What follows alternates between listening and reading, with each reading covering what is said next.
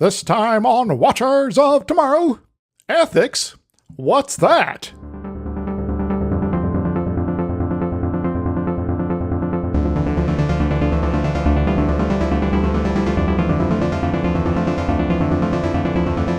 Hello, welcome to Watchers of Tomorrow, the sci-fi critique and review show that you can technically call food.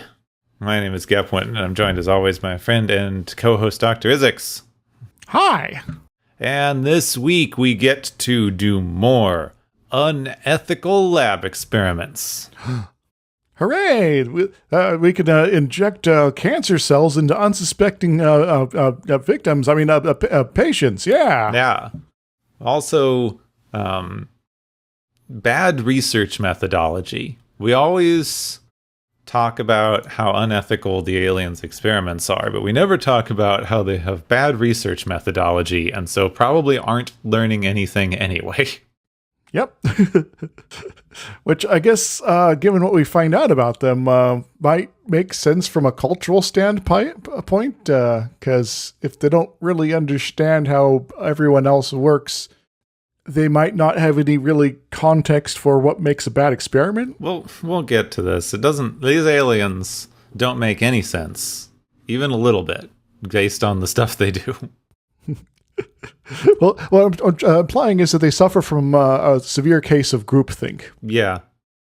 But the way that they explain it, I don't think they would act like this anyway. I guess another way to sort of frame it is that these aliens feel like they kind of wandered out of the original series. Yeah, a little bit. I was just trying to remember. There was some sort of original series episode where they were being experimented on or tried or something. And I don't remember anything else about it because it was so unmemorable. But they were all standing in the middle of a large black room with several random torture devices in the middle. Well, there was the one, the empath, where they're trying to test this lady to see if she's sufficiently worthy of her civilization's being saved. Oh yeah, that one. That was the one. All right, and if they wanted to, cause the crew to be I don't know, out of the way, they would put them in the emotional reflecting beam that will make them, feel terrible if they try to resist too much or something. Yeah, I remember that now. That was anyway. It had a memorable set, mostly for being so stark and weird, but. Mm-hmm.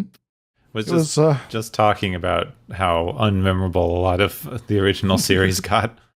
That episode, I guess, makes me also think more about The Prisoner than it does Star Trek at this point. So I don't know. Did you ever get around to seeing that? I've seen bits and pieces of The Prisoner, but never like a full watch through or anything. Yeah, the second to last episode is starts getting really into the surreal stuff, and there's a minimalist sort of set going on. So yeah, anyway. Minimalism. Is it art or is it budget? Why not both? So we've got a couple of writers who we've heard of before, mostly. Richard Manning, who's known for co-writing these Star Wars episodes that he was in, and being a producer and writer on Farscape. Oh yes. An executive producer. Farscape's fun. We'll get to the Farscape episode soon. And Hans Blemmer, who we talked about because he does Star Trek stuff and worked on DS9 later. Yes, and all over the place. He was producer on here's a random episode, To the Death. Yeah, don't remember that one offhand. It must be. How about Body Parts? Oh my God, no. Why don't I remember these? Like this episode, which we haven't actually said yet, is called Allegiances or Allegiance. I can't remember if it's just Allegiance. Allegiance.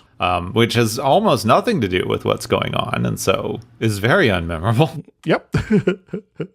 We just need a stand-in title because we're too lazy to come up with anything more interesting. Why not just go back to the some of the zaniness of TOS and be like, this is a episode of, where we're going to reference this Shakespeare thing, and also maybe some Robert Frost at the same time somehow. I don't know. What's this episode where everyone's trapped in a small room with people they don't like? The thorn of the rose smells as sweetly. The final day of the king or something like that. I don't know. Wom wom, dawn of the final day.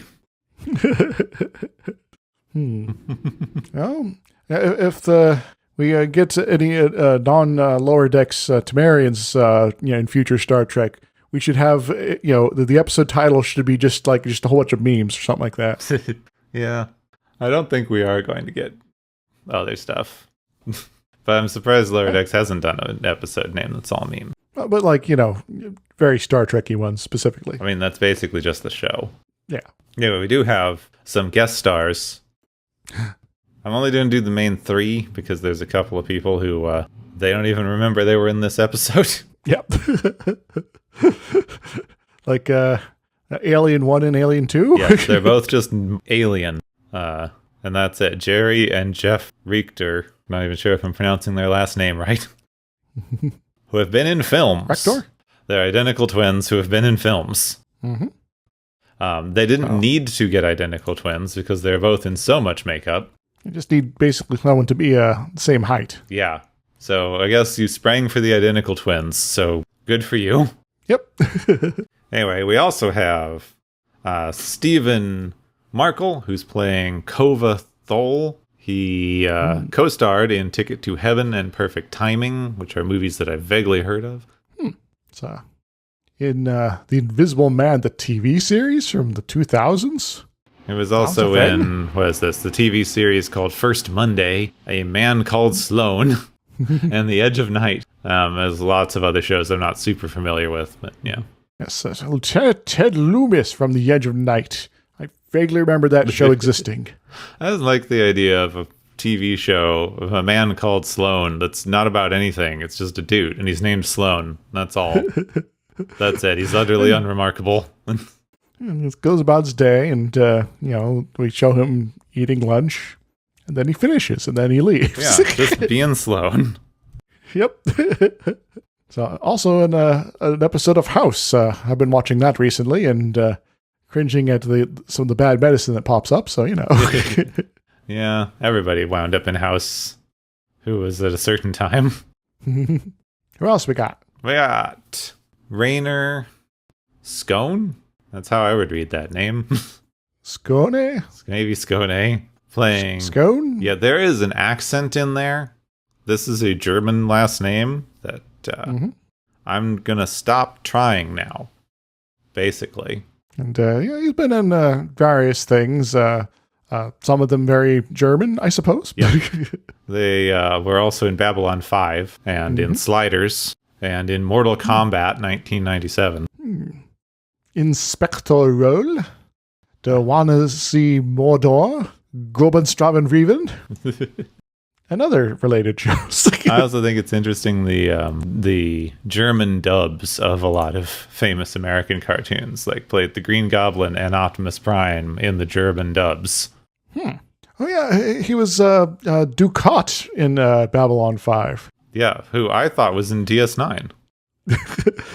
Slight different spelling. It is a weird coincidence that the created Babylon 5 is just a coincidence, but I don't know.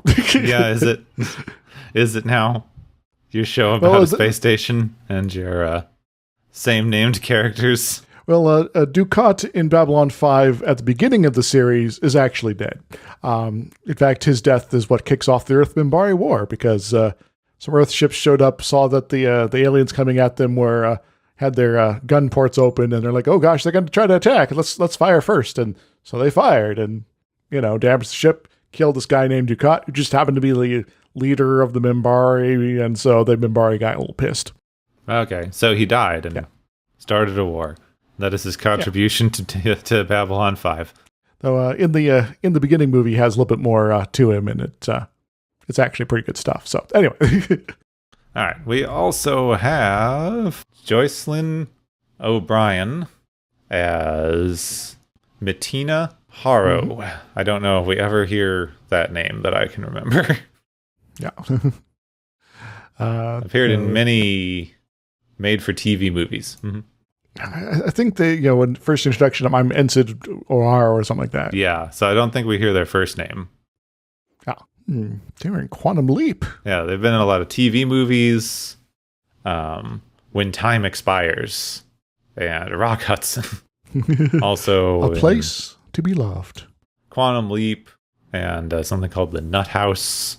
Doesn't sound like a great time. Well, it could be that they're going to a place that they make they grow and make nuts and put them in little baggies and things like that, and hand them out to people that go on airplanes. Yeah, it's where they get all the stuff for those nut stores. There's a place downtown here called the Nut Factory that just has a fuck ton of nuts and a bunch of stuff in the back that's made to look like factory equipment. Little like cardboard cutouts of gears moving around. Obviously, it's a front for a secret legume factory. I mean, I was looking in there the other day. I just glanced in when we walked by, and it's mostly candy. So I think it's one of those stores where you can go, I'm going to the nut store because nuts are healthy and a nice snack, and then you get candy. Yes, it just happens all the nuts are covered in chocolate or other delicious things. All right, it's those three and two aliens that show up at the end and are the identical twins that we talked about. Well, there was one more guest star here, Gepwin. Yeah, they're not listed anywhere. You're going to pull Colmini out of your ass or something. No, Patrick Stewart is playing Captain Jean-Luc Picard. Oh, yeah. I don't think he got to be listed twice, even though that would be kind of funny. Yes. Just like Captain Jean-Luc Picard and Captain Jean-Luc Picard twice. What? Yeah, that would have set up the beginning interestingly. It's like, did they make a typo? Well, there's probably like Actors Guild rules against being listed twice or something like that. So, yeah. But since you already started talking about the duplicate issue, I will say I always find it kind of funny. Because obviously when you're presented with a duplicate in these kinds of shows, you're supposed to be going, wait a minute, there's two of them. What's going on? But when they're writing like the synopses and the transcripts that I use to like write the scripts off of, they always like call them Picard 2 or Alien Picard or not Picard. It's like you're ruining the whole bit. Just oh, that reminds me. I need to amend something to the later part of the show. I'll send you that in a moment. So, the Enterprise is doing nothing in particular. They're kind of between missions. Everyone's relaxing. Picard is reading. He falls asleep. A big blue rectangle appears and kidnaps him. Just sort of the normal. Yeah, we've seen monoliths before on this show, so, it's just like that. Getting pulled into the weird dimension is going to become a space baby. Yeah, it's fine. Don't worry about it, is the lesson here. Yeah. So that happens, and the bridge goes, hey, something's going on in the captain's quarters. And the captain doesn't respond. So Worf comes running down to check on him and forces open the door, and Picard is just standing there going, yeah? Is there a problem? Picard's fine. And he's like, what you doing here, Worf? I'm looking for a space baby. I mean, are you okay? I want to understand the ending of that movie. There were lights and a baby. What does it mean, Captain? Did the aliens really gift us violence? Meanwhile, Picard wakes up inside of some sort of holding cell where there's just a bunch of beds up against the wall in a very weird pattern. Like they're sticking out into the middle of the room to physically take up as much space as possible. That way you can't pace around the outside the room. Yeah, it's to prevent with stress behaviors in your captives. He finds a Starfleet cadet who's a female Bolian named Haro. I think this is one of the only times we see a female Bolian. And they have hair. Yeah. The females have hair. Sexual dimorphism. Because if they didn't have hair, how would you know they were a girl? What would they put the pink bow in? Not all the female Bolians have hair. We see a couple of them, I think, in Voyager, mostly in pictures. Yeah, so. Later on. Maybe it's just a choice. Maybe it's just a fashion thing. They all have hair. Baldness is a very popular look. There's also a man named Thol. Both of them have been here for several days. Have no idea why they're here. They've been provided food, which is sort of a jelly thing. Or as Thol says, it's edible, but I wouldn't call it food. It's evil Jello. I mean, they make evil Jello. Have you ever heard of an aspic? It also kind of looks like a urinal cake. Yeah, it does. It's a urinal cake made of Jello. Probably flavorless Jello. Delightful. Thol also tells them that the door is going to zap them if they try to break the door code. So don't touch it. Yeah, just sit back, relax, and hope we don't die randomly. So back on the ship, they are preparing for their rendezvous with the USS Hood. However, Picard has ordered them to head towards a nearby pulsar for no particular reason. Well, maybe he wants to feel the beat. Yeah, I want to fly up next to the pulsar, get it in through the conference room window, and just set up a dance club. Yep. And if the DJ wants to change the tune with a different beat, he has to go out there and change the rotation of the pulsar. Yeah, you got to push on a little bit. So he calls Riker into his ready room to tell him that the nature of their next mission is going to make him less forthcoming than usual. Riker goes, "Okay, I trust you. Stuff happens." All right. This sounds legit. Totally. Yeah. This sounds normal. Totally normal thing going on. I am not suspicious at all. Back in the holding cell, Picard is tapping out prime numbers on the door controls in case their captors don't know they're sentient. Thol's annoyed because he thinks it's pointless and is annoyed by things easily. Well, I guess that's his character trait. Ensign Lady, do you have anything interesting going on there? Not right now, so far. But they do figure out that nobody would ever want to capture them. Yeah. Picard might be a good hostage because Starfleet captain, but Cadet not really a good hostage. By nature, unimportant. And yes. Thol's people are exceptional pacifists, the most extreme pacifists in the entire galaxy. They refuse to fight, and anytime their planet is invaded, they just go, "Okay, then, I guess you're in charge." Yep. So, we can ask you not to punch us too much, but if you need to, okay. Which, I don't know how that's working as a governmental system, but, it is an option. Everyone's like, oh, you've been invaded and taken over 20 times. And yeah, but we're all still alive. We've avoided bombardments and genocides, and we haven't killed anyone, so... Whose system is working better here, huh? Yeah, I do wonder what sort of invasions happened, and more to the point, the why. Yeah, and they also seem to be doing fine. This guy is a mid-level, decently well-off merchant from everything he's saying. So it's not like somebody comes in and strips their planet of all resources and then leaves them destitute. They seem to be doing okay for themselves. It's like maybe there's maybe this planet's in between several mid to range to large powers, and so the Klingons invaded them for a while, and the Klingons are like, well, they don't give us any reason to really kind of crack down on them. They're like those Organian guys, jeepers. Now we're just bored. Let's leave. And then some Cardassians come in. It's like, well, we don't really have any reason to strip mine your planet. We were just here because the Klingons were. I guess we're going to leave, and then I don't know. The Tholians show up and yes, this place is strategically useful, we hear, but dang, it's boring. I think that the Cardassians would just, you are not going to resist us? That's no fun. Yeah. We're here for the torture, mostly.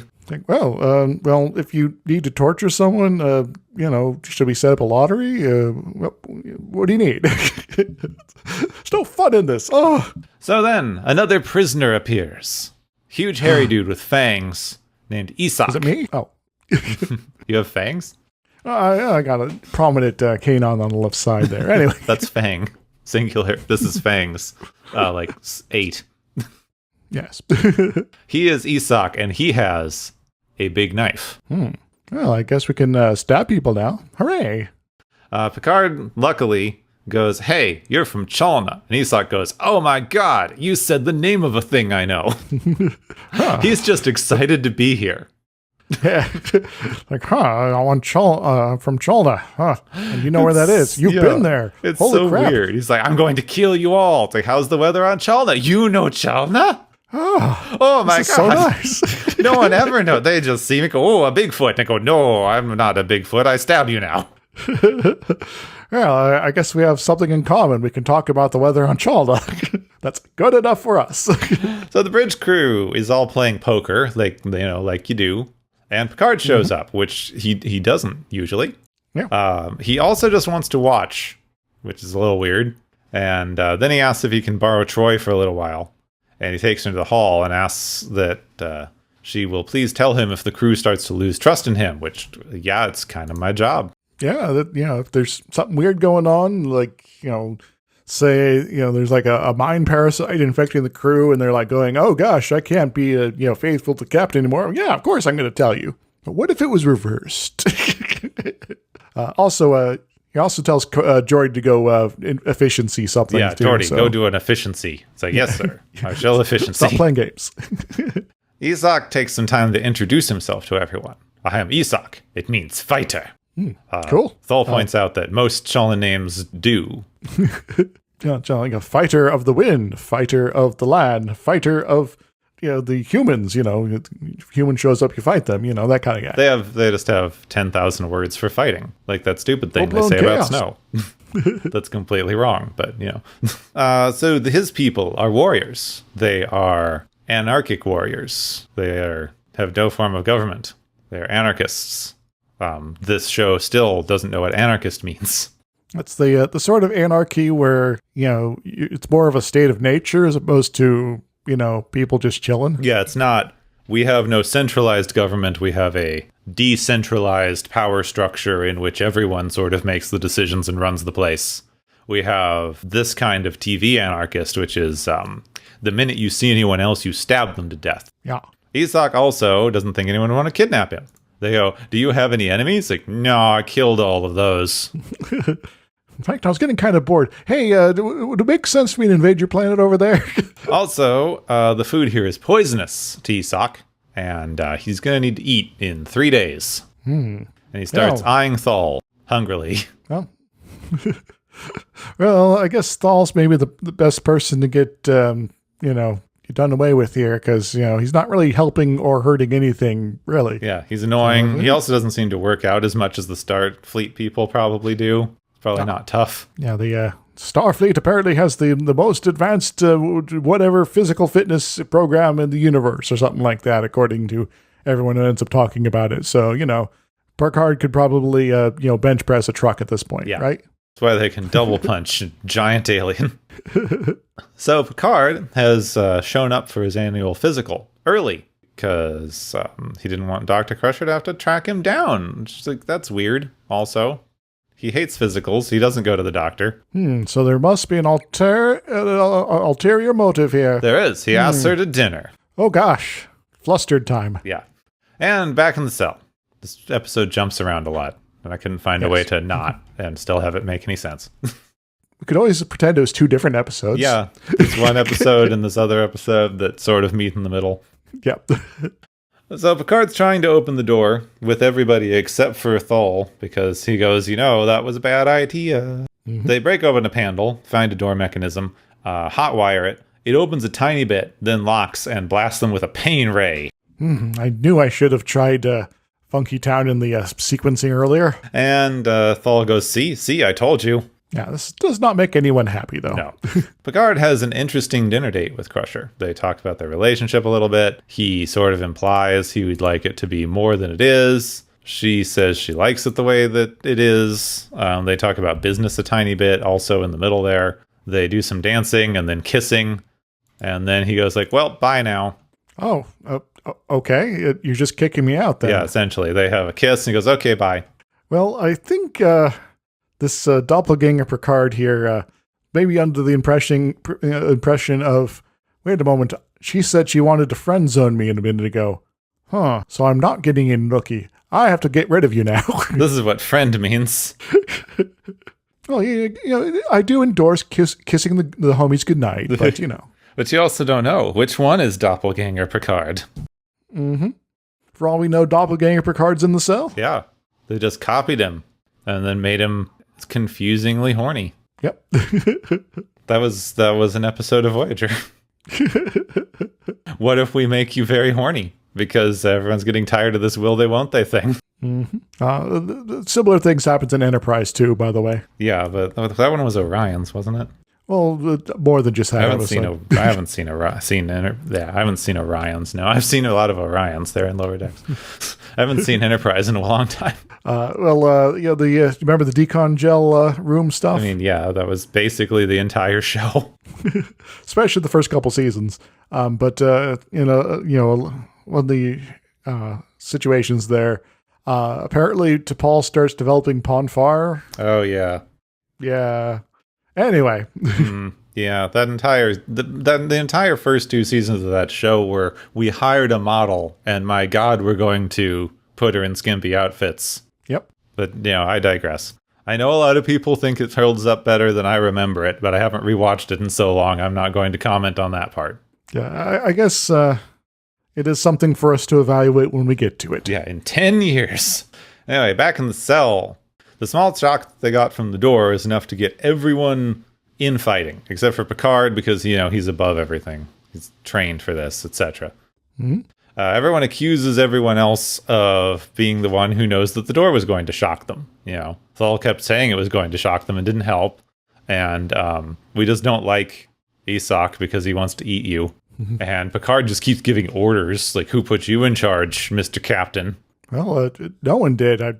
I just want to do things. Picard goes, of course, we can't prove that we can trust each other, but do we really have any other choice? We can do that, or we can kill each other. That's basically our only options here. Oh, do you want to kill each other, or do you want to, cooperate slightly? Yeah, and then they go to turn the door beam off again. We go back, and Picard is leading drinking songs in 10 forward, which makes Riker and LaForge somewhat suspicious. He doesn't usually do this on Tuesdays.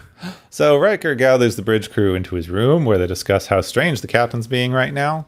In contrast, very direct contrast to any time that something was wrong with Kirk, where everyone was like, it's fine. Anything he does is fine, and it's wrong to question him, even when he's been 100% obviously taken over by an evil alien. Yes, we've dealt with Picard taken over by an evil alien before. Remember when he beamed himself into space? Yeah, we kind of know what to do. So they reach the pulsar, and Picard orders them to get way too close to the pulsar.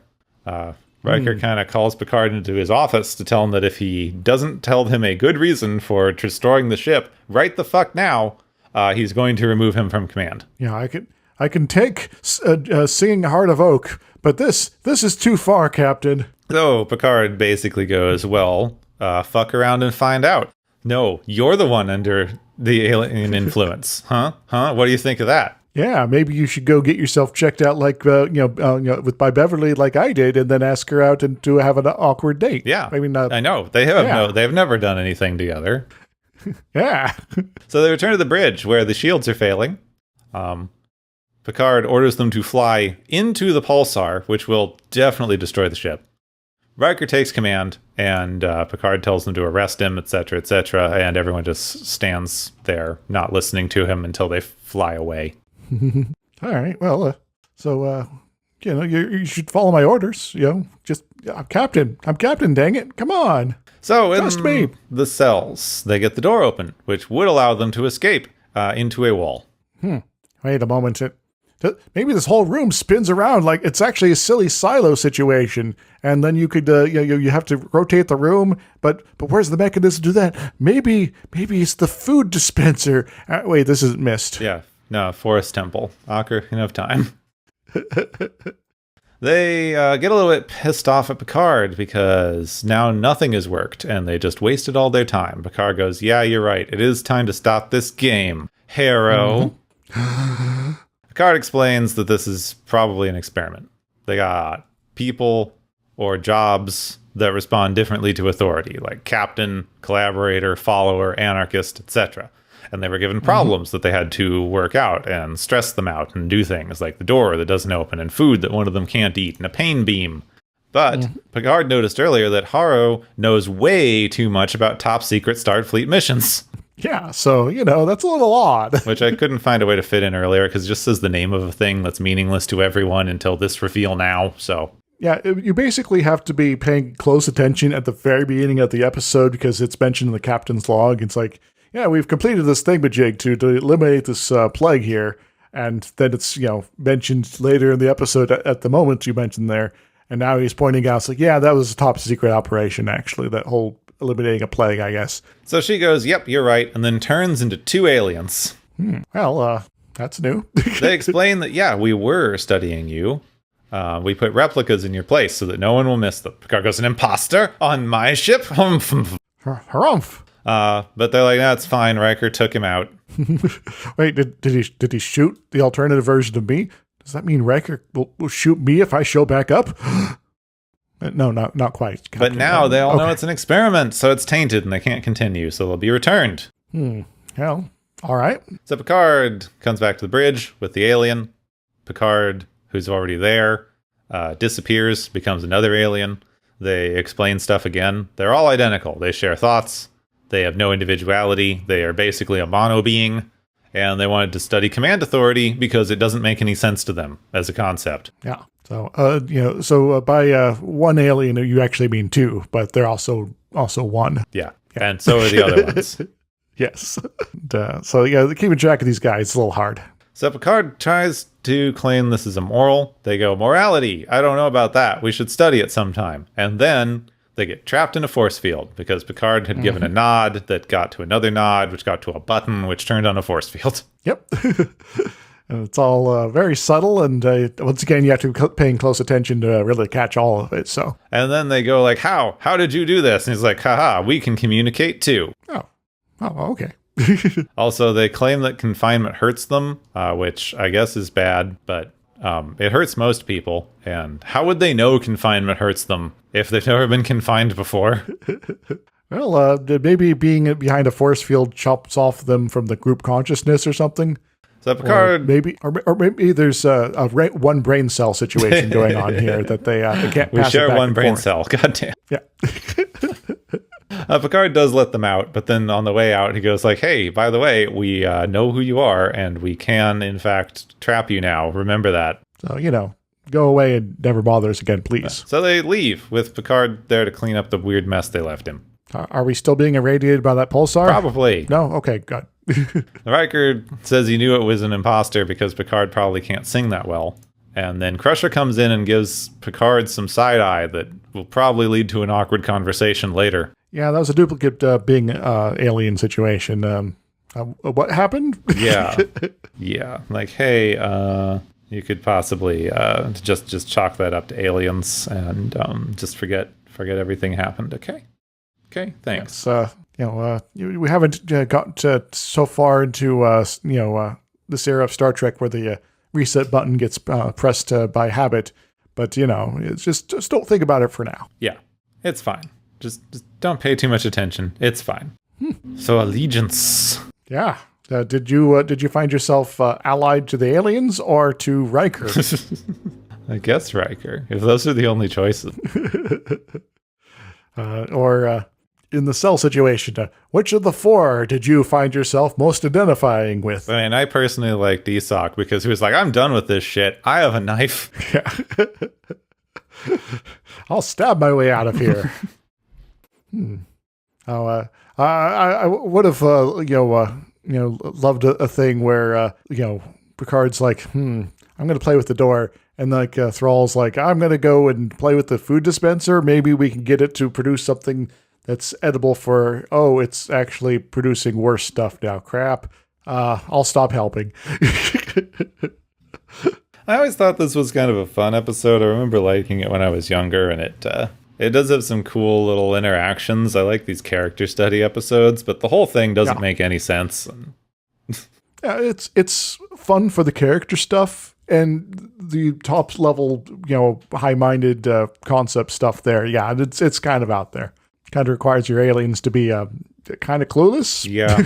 I mean, so I was just thinking that they say specifically that they are a mono-mind species. They don't have a concept of individuality, etc. How would they even come up with the idea to do this kind of research in the first place? Because they don't understand the concept of anything not having groupthink mind. Yeah. Why would they invent this kind of science? Well, maybe it comes back to the one brain cell problem that they can't pass it back and forth if they're trapped behind a force field. So they maybe experienced individuality on a very limited basis, and to know that it is a possibility, and they're flabbergasted that anyone could actually survive like that, in the long term. So we should probably study them and and see what makes their individuality structures, workable or maybe not workable. This is Maybe this leadership thing is how they, sort of supplement their lack of connectivity. They just don't even think of talking to people.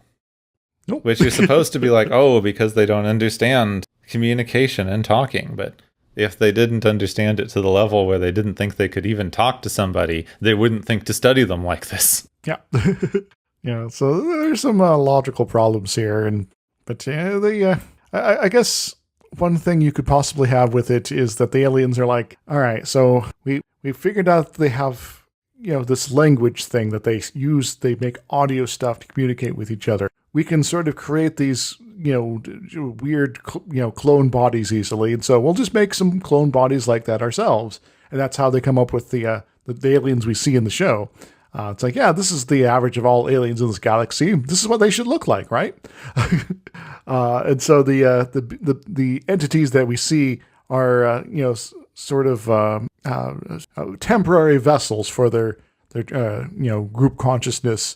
And when it's cut off from the group consciousness, they stop being fully integrated. Of course, but it's sort of like now we have missing programming because we didn't put everything we need to know in these heads. Oh gosh, I'm freaking out here, man. So you're saying that they're just the most average alien. Mm-hmm. It does make some sense. They have a lot of forehead. They do have the most forehead.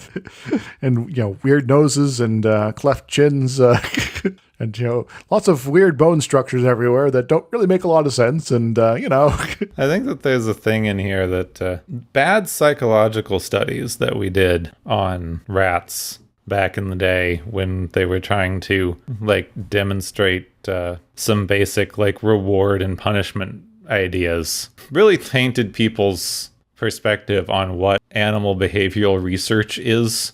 Mm-hmm. Because that was mostly ill-conceived psychological research with the assumption that a rat is going to think sort of like a human for some reason, which led us to a lot of really dumb conclusions about psychological research. Because we assumed that a rat in a tiny cage is going to act and think exactly the same way that a human does. Got to some weird things. That's where we get some of our weird, ideas that you will literally take cocaine yourself to death. Because, it's so addictive that you will just immediately die from taking cocaine or whatever. Because, the minute you get a pleasurable thing, you will just destroy yourself with it. It's totally not a response to stress at all. Yeah. Like, oh no, I'm trapped in this cage forever. This sucks. Oh, hey, cocaine. Yeah, they have the more famous now, but lesser known, rat paradise experiment where they gave the rats a good environment and they wound up using the drugs recreationally in a more controlled way where they didn't take them so much to be harmful or destructive. They just did it sometimes for fun. Mm-hmm. So, responsible rats. Yeah, very responsible rats. The majority of animal behavioral research is through years of passive observation. Yes. You don't go and poke at the animals. You don't usually do things to the animals. You watch the animals. You write down everything the animal does for as long as you possibly can, and then you try to draw conclusions based on what you saw the animal doing. Yes. The animal wants to be at a baseline here. And how it interacts with the world around it is going to be reflective of that baseline. And that baseline is kind of the most interesting thing, as opposed to we're going to inject it with whatever and see what happens. Yeah, the closest thing that I saw to anything where you interfere with the animal's natural environment was a couple of times they've done tests on various things the theory of mind experiments where they get a bird or something in a controlled environment and, show it a bird looking at a thing versus not looking at a thing in order to test whether or not they realize that that's another animal that can see what they're doing.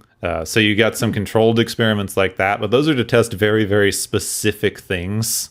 Does this animal conceive of the world this way? Can this animal solve a puzzle? My favorite was one where they wanted to test whether or not birds got used to a novel predator when they realized it wasn't going to threaten them. So they glued some eyes on an umbrella and went out into the middle of the birds and opened the umbrella and saw how close they could get to the birds before they flew away. The first time that they were exposed to this, and then like the second and third time they were exposed to this to see if it changed. And I just love it because they just had an umbrella with some googly eyes. This is our predator for today. It's an umbrella. I know, right? I think it shows you the level of research funding that you get for these kinds of things. So taking 3 random ass aliens that you otherwise don't seem to know anything about and just shoving them in a stressful situation together, you're not going to learn anything. Indeed. I guess they haven't quite learned that experiments need that baseline in order to progress anywhere. And so they're probably just energy beings that are new to this whole having physical bodies problem and are just being complete idiots. Yeah. This isn't even like old Victorian levels of science.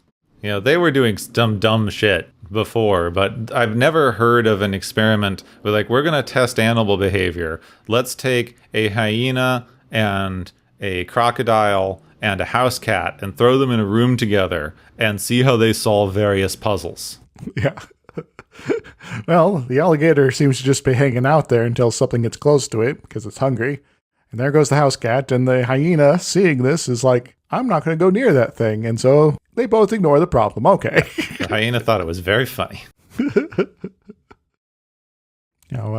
I am now thinking of some of the kind of out there sort of, experimentation folks used to get up to when they're trying to do stuff like, discover the secrets of alchemy. I'm going to drink this formaldehyde and mercury mixture, and surely that will make me live forever, right? That was usually what they gave to the emperors, which makes me wonder. The emperor goes to an alchemist and says, I will kill you if you do not find me the secret to immortality. They say, here, drink this poison. Mm-hmm. Yeah, the emperor died after drinking the waters of life. Oh, gosh. Well, he probably didn't have a pure enough soul. Yeah. I'm not going to drink because I know I'm a sinner up all over the place here, and I've done bad things. But the emperors, they should really be on top of their game here. But if this guy wasn't, well, I guess he had it coming. So I think that things like this put your hate towards scientific research in the right place. Natural behavioral research is well controlled, very ethical, usually observational for the most part. If it is doing specific tests on specific animals for specific things, they're very careful about the animals that they use and the conditions that they're in, because you have to be. Otherwise, you have a stressed out animal, which doesn't help you at all. The thing that you're mad at is bad psychological research. Yes, which is a thing. It's, we try to discourage it more nowadays, but it's been, unfortunately, a thing for a while. And, it's like, oh, yes, even in the 80s, we got some stuff here, and this is good enough, right? Yeah.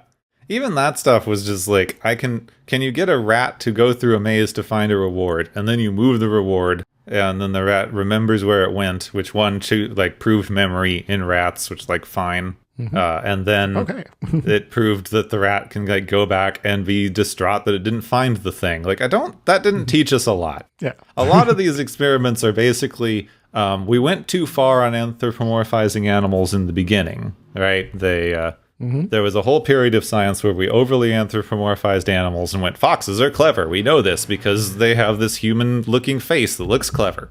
And they're always smiling at us. Yeah. Then there was a big backlash to that, where they went, we need to stop anthropomorphizing things completely. We're going to assume that all animals are basically robots with simple input-output systems. We're going to go and endorse full dominionism of the world here to back up this theory of science here now. So now we have an excuse to be as cruel as we like.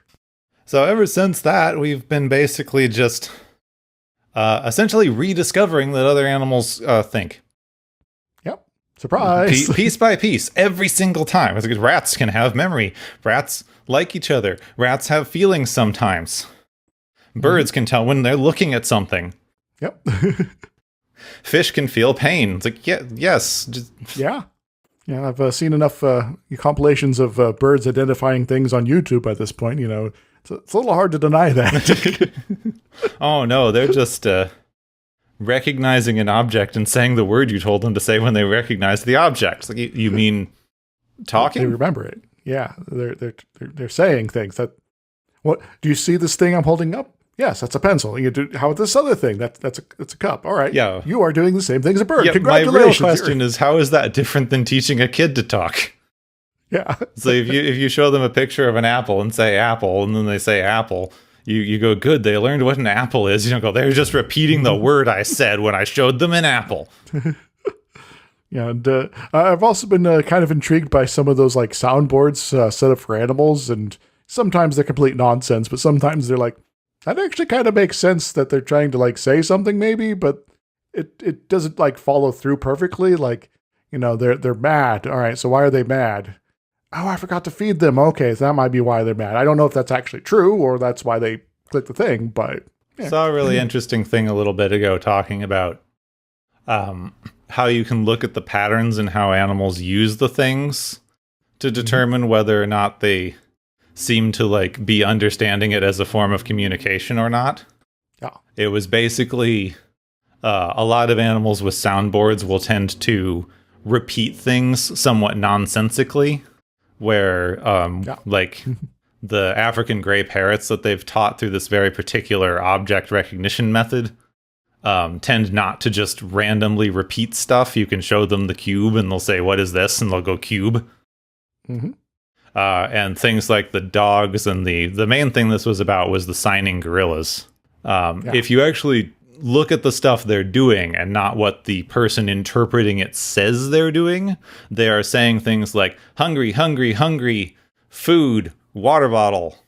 It's like, okay, they might be hungry. Yeah, which like that kind of repeat with also random nonsense thrown in tends to indicate that they might there is a chance with dogs that they might be recognizing the like, if I hit this button they give me food part of the equation. But that is slightly different than understanding the like conceptual idea of this button means food as this other thing. It's not that much. It's no different than the dog rings a bell and you bring them food. And it's just a more complicated version, really. Because there was a lot of controversy with, the signing gorillas, where the interpreter was doing a lot of interpreting. Yes. A super interpreter, you could say. Yeah. This is what I want them to be saying right now. I still remember this from when I was a kid. They had a documentary thing about it. It might have been on Reading Rainbow. I can't remember. But something like aimed at children like that. And the gorilla signed one or two things, and the interpreter said, sad. She's signed sad. She's sad because she can't make a decision about which of these kittens she likes most. And even as a kid, I was like, you're doing a lot of supposing in that sense. Maybe she's trying to decide, that which kitten to eat. I don't know. Or, sad that there's kittens here. She's frightened by them. Or sad that you're here misinterpreting what she's saying. Yeah, sad. I'm trying to tell you something, and you just keep talking about cats. I have figured out the grand unified... Stop it with the kittens. Come on. Yeah, there's a lot of problems that could be observed in how these sorts of experiments were done. And, these aliens have obviously not seen all these studies and, the critiques for them specifically. Yeah. So anyway, these aliens have bad research methodology. But you know what's even worse, though? Mm-hmm. They're doing unethical research, too. Yeah, because they just kidnapped things and intentionally put them in danger and pain and... Generally, when you're doing ethical research, there's a certain amount of informed consent going on here in terms of we're going to do a thing in this experiment. We're hoping to maybe touch upon these things. We can't tell you this part because that would make it not operable as an experiment. But you're not going to be harmed. You're not going to have anything weird happen to you. We're not going to, I don't know, dunk your head in a bucket or something like that. So we're good to go here. And so we could do some ethical research. But these aliens we're just going to kidnap you and you don't have any say about it whatsoever. You can't back out and, and we're just cool with this. So yeah, they're unethical. Yeah. They also don't even they don't have any particular ethical standard, even by the standards of non-sentient animal research. Because you don't, you shouldn't be putting animals in intentionally dangerous or pain-inducing situations. You shouldn't be putting them in intentionally stressful situations. If you have to do more isolated research on an otherwise wild animal, you let them come to you and set up your little research thingy. Hope they do it. You don't have any actual control over the situation. You certainly don't kidnap 4 of them and shove them in a small box. Yes, this is a kind of a Harlow's Pit of Despair situation here. Are you familiar with that one? Oh, barely. Take baby monkeys away from their mothers. Oh yeah, that one. Yeah, and isolate them, kind of in a weird cell situation like we have in this episode, I suppose. Yeah. And see what happens. Yeah, for why? To see if they develop any social skills, by not interacting with anyone else. Yeah, they basically just did the undoable experiment and found it was undoable again. Good job. And, there's, various, instances of this sort of nonsense, with animals and even humans, unfortunately, mostly in the 20th century, but, some of them have lasted a bit on the late side in terms of how they went, how the nonsense in South Africa where they're trying to cure homosexuality in the 70s and 80s. Well, they had a lot of nonsense like that in the 70s and 80s. So we're going to electroshock you and give you chemicals to kill your libido, chemically castrate you and all that. And, if you're gay and this doesn't work, we're going to give you a sex change operation. And, this totally works because we say it. So, yeah, there's some pretty horrific shit if you start looking into, if you ever want to figure out how terrible research ever was, look up some queer history. The lady behind it, around the time that things were starting to change and end of apartheid in South Africa, kind of left. I wonder why. It's we're not going to have a government that just rubber stamps whatever I feel like in terms of nonsense. I'm going to move to Canada. Apparently she then went to prison there instead for something unrelated. So yeah, she eventually got her comeuppance, I guess. All right, good. How about another horrible instance? All right, seems like that's all we're doing, so may as well. Well, you talked about rats and giving them drugs. They also did that to monkeys. Yeah. And keeping monkeys in small cages and giving them all sorts of drugs and at any time they like. The monkeys, of course, figured out how to self-administer, whatever they were having access to. And then, as they get more and more stressed out by being both on drugs and in a horrible situation, like a small cage, they start, getting physically, lashing out and things like that. And it's oh yeah, they're breaking their bones by slamming themselves against the cage. So yeah, this is totally sound science. They thought, and everyone else was like, yeah, this is kind of just reaffirming things we already know about due to similarly horrific sciences. And this was done in 1969. I mean, that makes sense. That's when they were giving LSD to dolphins. Yeah, and that was a whole thing too, wasn't it? Yeah. There's also the monster study. You know that one? Not offhand. So it's the one where they took a bunch of orphans and then split them into two groups and combined both groups with non-orphaned children, or I guess maybe other orphans. But the important is that half of both groups started with stutters. As someone who's a bit of a stutter myself, and something I've had to work on throughout my life, it is something that it's going to be complicated thing that I have to work on constantly. And so that's sort of something that we generally recognize these days. But it's 1939, and they're like, oh yes, this is something to push forward the foundations of science. We're going to take this particular situation, and anytime for one of the groups, there's someone studies, and we're going to have a negative reinforcement. In the other group, we're going to have a more of an encouraging environment.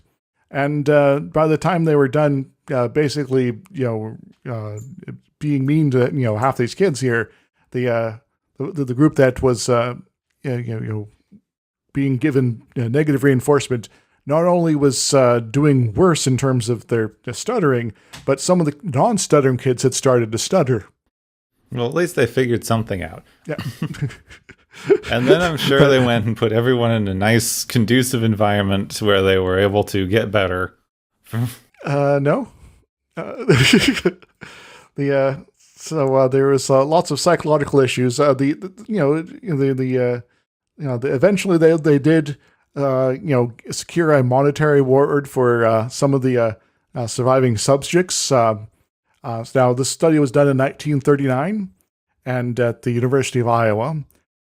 Between 1939 and when they awarded the money, I graduated from the University of Iowa. Oh, goody. So, they handed over the money in 2007. So, yeah. So, a little bit of a wait. Well, you want to make sure you don't have too many survivors to give the money to. Mm-hmm. And, so all that chronic psychological issues and aversion and having trouble with stutters and things like that, for the kids that were basically tortured. Yeah, that was a terrible thing. Anyway, I could keep going if you want. But yeah, we could. We definitely could.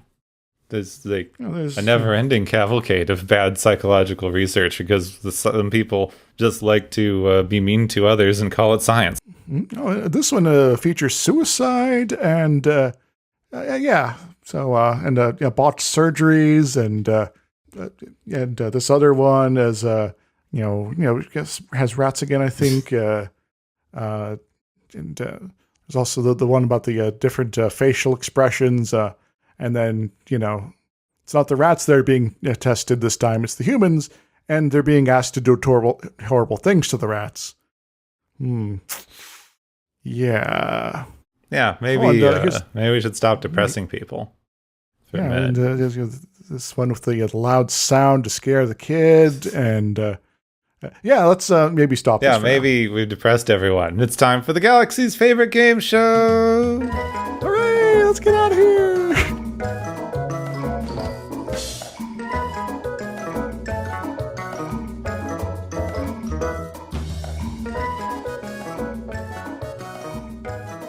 Hey everybody, welcome back to the Galaxy's favorite game show. We got some contestants here, though I don't know which one to trust. Gepwin, you might have to help me with that later. Anyway, we got some prizes to hand out, and hopefully they're not going to get sucked into the monolith like the ones I was trying to get summoned up earlier. Anyway, let's get started. The first prize is the Ethical Reflection Prize, which goes to the kidnapping jerkface aliens for realizing that isolating people sucks and maybe they shouldn't do it. What do they win, Gepwin? They win rats that are secretly hyper-intelligent pan-dimensional beings, because I think they'd get along. I think you're right. And make sure to have the rats with their head-opening device thing jig, just in case they need it. Just in case. They'll replace your brain with a computer. It's fine. Yes.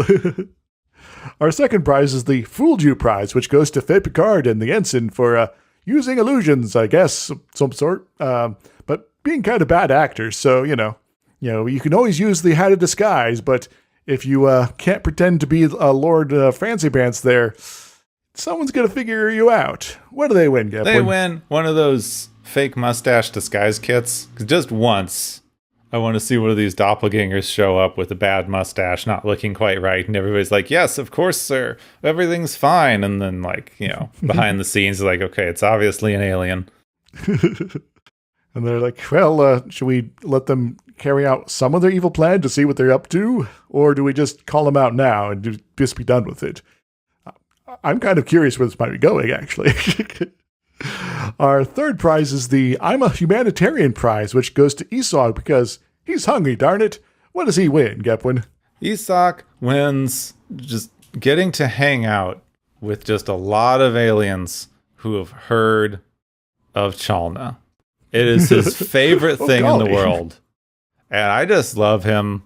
He's so fun, and he's just such a good character for the 5 minutes we get to spend with him. I just want him to, like, be in a giant conference about Chalna, and every person he meets, like, you have heard of Chalna? Why, of course. That's why I'm here at the Chalna exhibition. Oh, you know my planet? This is a happy day. You too have heard of Chalna? Yes.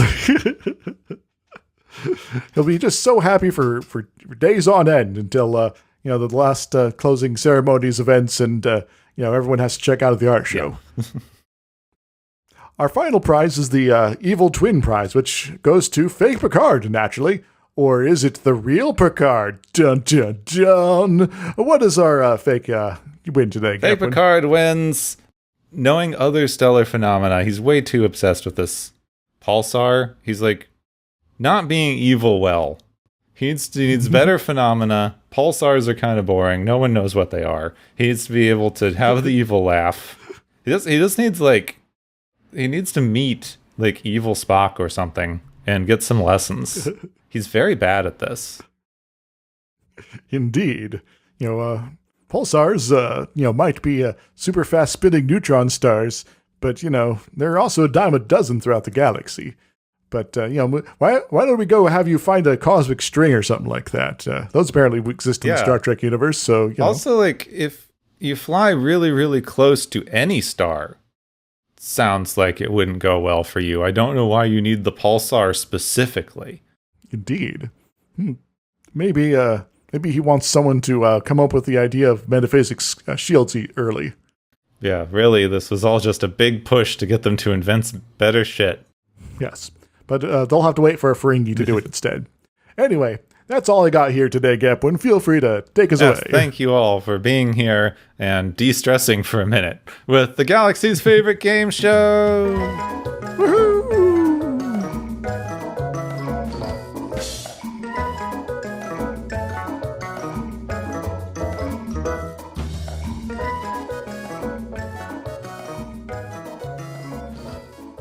So, ready for a holiday? Yes, it's fine. We need a vacation from all of this terribleness.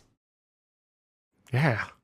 Like, what was that? The one song, The Holiday in Cambodia. That sounds like a nice place, right? Yeah, that's the holiday in Ryza, the only planet that anyone ever talks about. There is, mention occasionally of some other places, but no one ever goes to them. This is the first time that I think we get the holiday planet, which is the planet that is exclusively for holidays. Yes.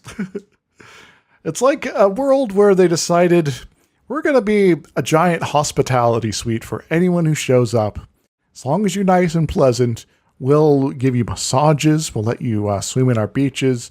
We'll even, hop into bed with you if you have a statue. They definitely kind of don't really tiptoe around it because they say it pretty explicitly, just not explicitly enough for any children who might also be looking at the TV. Yeah. Yes. But there's some pretty weird implications about this vacation world that they all want to go to for vacation is the sex planet. That is what they're for. That's what everybody there is doing. That's what all the people expect you to be doing. If you don't want to do it, they are legitimately confused why you are there. Yes. And it's like, it's sort of maybe implied like it's a religious thing, maybe, with the whole, not a tiki statue. Yeah.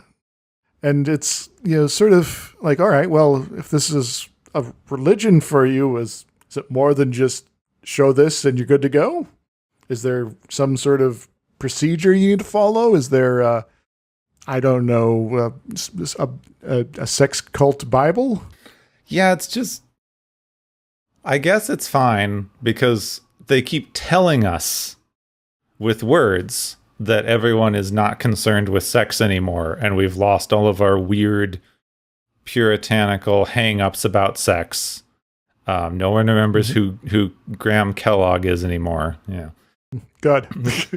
But all of the stuff that they show us, because, it's a 90s show made in America in the 80s and 90s, is everyone is definitely still very hung up about sex and has puritanical viewpoints, the same as anybody who lives in America in the 80s and 90s does. So this planet seems concerning, given that context. Yes. Yeah, there's some weird... a dichotomy of what they want it to be and what it has to be that's going on here that just leaves it a little Yeah, but that's ignorable because everybody just thinks it's kind of funny that there's a sex planet and Mr. possibly asexual Picard shows up and goes, "What do you mean you want to screw me?" What does this mean? I've never heard of this Ryza place before until everyone told me to go here. But the only reason that people remember this episode for anything is because it introduces fan favorite character Indiana Jones, also known as Vash. Yes. She will be in 2 more episodes after this one. So yeah, which everyone loved. They should have got her in more things. It's kind of sad that they just only gave her 2 more episodes. Mm-hmm. Would have been kind of funny if they had her show up on Voyager's I got kind of blasted here by the caretaker myself 6 months before you guys did. I mean, she was just around with Q,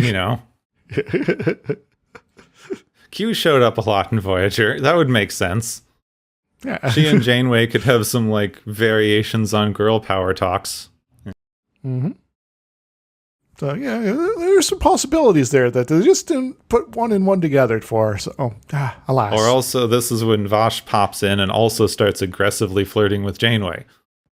That would have been awesome. Janeway, I think, needed more options for romance besides Hologram and maybe Chakotay. I mean, have you even been on the internet? It's definitely 7 of 9. Well, yeah, but that's, in the realm of fan fiction. No, it's not. which I fully endorse. It's in the realm of gift sets on Tumblr. It's just... the stuff's in the show. Yes. But yeah, Vosh. Also gets to meet some aliens. One of them is a Ferengi. Yeah, the Ferengi who will show up later because they only want to make these Ferengi makeups 1 time, damn it. Yes. But, Max Grodinchek, he's a fun guy. Yeah, he is. He's got a hell of a range. Mm-hmm. Because, this is conniving, kind of evil Ferengi. Rom's I'm kind of a bumbling Ferengi. He plays another one at some point it's sort of I'm a distracting businessman Ferengi. So, yeah, we get the first appearance of Max Gordonchek on Star Trek, which is great. We get the first appearance of Vash, and we get to not think about the moral and ethical implications of the sex planet. Mm-hmm. There is no consequences here. Just, except the ones that the censors might come up with if they think about this goings on too hard. I think what sums up things. I was looking up stuff about the episodes when I was doing research for this one, and I think the thing that tells you about how much they were doing with stuff on this episode is one of the behind scenes shots was a makeup artist labeled as making silicone nipple covers for the extras. Can't have anything slip. Yep. So, Which gives you some idea about the costuming. Yes. So, Ryza. Yeah. and Captain's Holiday, Ryza, time travel, some sort of crystal nobody remembers. Mm-hmm. Clearly, it's the final form of the a star-killing device from Generations, except much smaller, and Well, you don't know how big that thing is. You needed an entire rocket. That was mostly to get it there. Damn you, Soren! It was a hell of a rocket, too. It goes from planet to sun in like 10 minutes.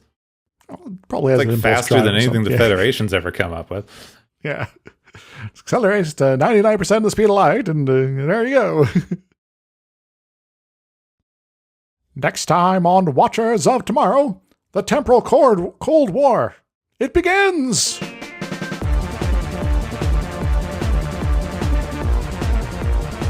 You have been listening to Watchers of Tomorrow, a podcast on science fiction media. Find and follow Watchers of Tomorrow on Podbean, YouTube, Spotify, iTunes, Google Play, Stitcher, Pocket Cast, Spreader, Digital Podcast, and perhaps many more to come. If you enjoy our podcast, make sure to subscribe for more. And where possible, make sure to rate your experience or leave us a review. You may find Gepwin on youtube.com/Gepwin and Twitter @Gepwin. You may find me, Dr. Isix, on youtube.com/Dr. Isix and Twitter @IsixLP. Music is Waveform and Mori's Principle, both by DRKRN. You can also check out the Watchers of Tomorrow Discord channel. Make sure to share the experience with your friends, family, enemies, and alien overlords. If you feel you are suffering from transporter syndrome, please be aware that the next time you step off the transporter, that you, that is now, no longer exists.